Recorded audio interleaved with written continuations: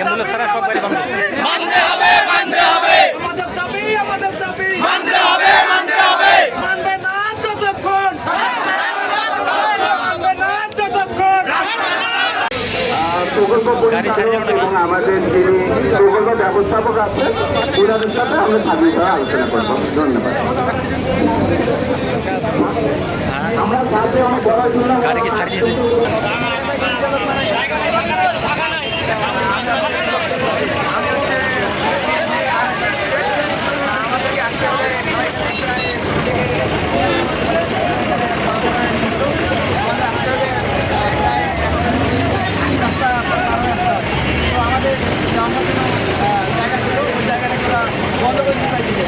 আমরা বন্ধ করে দিলে আমরা আসবো কিভাবে?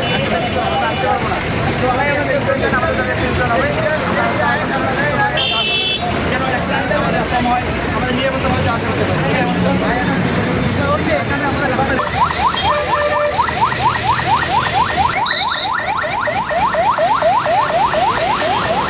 যে আসা যাওয়া করতেছে সেই জায়গাটা ব্লক করা হবে না।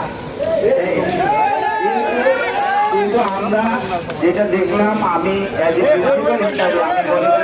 যে এটা হাইওয়ে রোড, এইটা জনগণের জন্য ব্যবহার হবে। ওটি একটি সরকারি প্রতিষ্ঠান, ওই আরো দুটো প্রতিষ্ঠান আছে।